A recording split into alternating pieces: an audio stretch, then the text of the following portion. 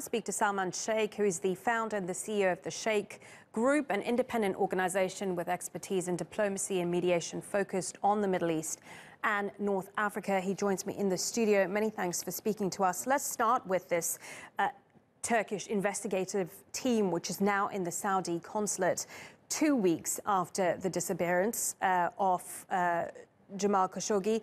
Do you think what is happening now, the fact the team is in there now, despite 2 weeks having gone by, that this is a credible investigation?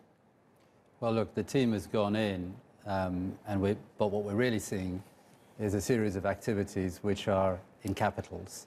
So sure, the team will try to find what it can, and I'm sure they're professionals, but what we're really attempting is some sort of a fix, an off-ramp out of this, which would serve the interests of Saudi Arabia, the United States, and possibly even Turkey.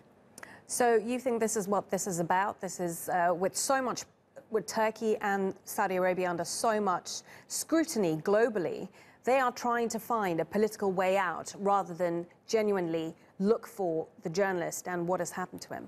Absolutely. And the figure around which this is now trying to happen is the King of Saudi Arabia. We haven't heard much about him for the last 2 weeks since this has happened. And I'm pretty sure he probably didn't even know what was going on. It's not implausible that he didn't know what's going on. So now, whether it's through Ankara or through Washington and President Trump himself speaking to King Salman, they're now trying to find a way whereby which there can be some sort of a clear story, alibi, in which to get through this. So King Salman has taken clearly a step forward in the last 24 hours or so. What is he trying to achieve then? Is he protecting his son? Is he trying to just find a way out? What's going on? First and foremost, he has a responsibility to protect the image, integrity, honor of Saudi Arabia. Saudi Arabia is a big country. It's an important country in the Arab and Muslim world. Secondly, yes, it may well all go to the family. And here, in this case, it is the Crown Prince.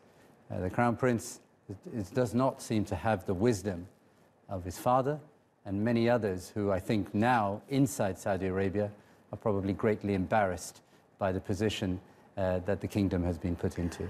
If the Saudis are found, whether it's the prince or whether it's the government, are found to have culpability in Khashoggi's death or disappearance, what then? What does the international community do? Well, this is a time for cool heads. It's a time for clear policy making. So there's the short term and then there is the longer term. Short term, I can't tell you. Are we really going to get a credible investigation? Is there going to be an international investigation? Is it going to point fingers at all the way to the top of the family or near the top of the family in terms of the Crown Prince Mohammed bin Salman? I don't know.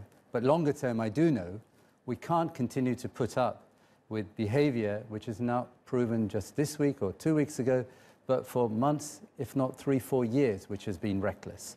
And that recklessness has come particularly as a result of the effective rule of Mohammed bin Salman, the Crown Prince.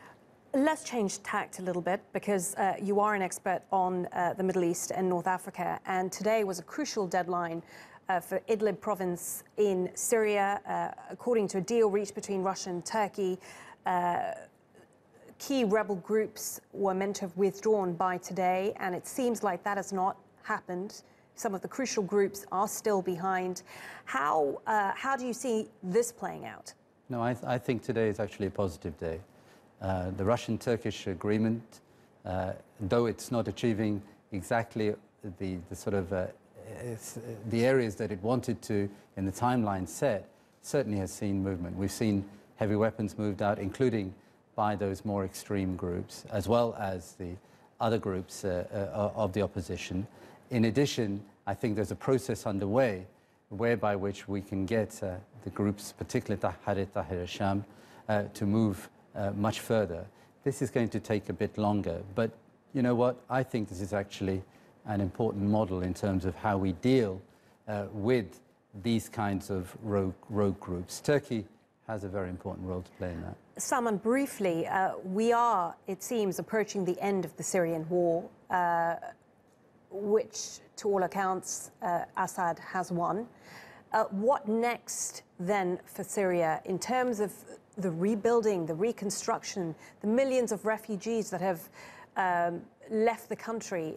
What sort of future do you see under Assad? Nobody has won this conflict. The country is divided into three parts. Those three parts are likely to remain frozen in a conflict for quite some time.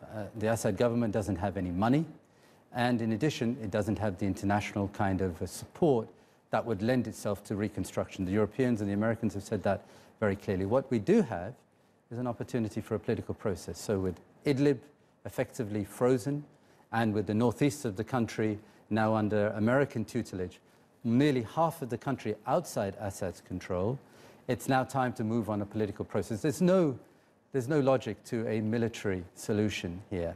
So it's in that respect, we have to see how Russia, the United States and Turkey can move forward a political process, which is around this idea of a constitutional committee. Salman Shaikh, founder and CEO of the Shaikh Group, many thanks for speaking to us on TRT World. Okay.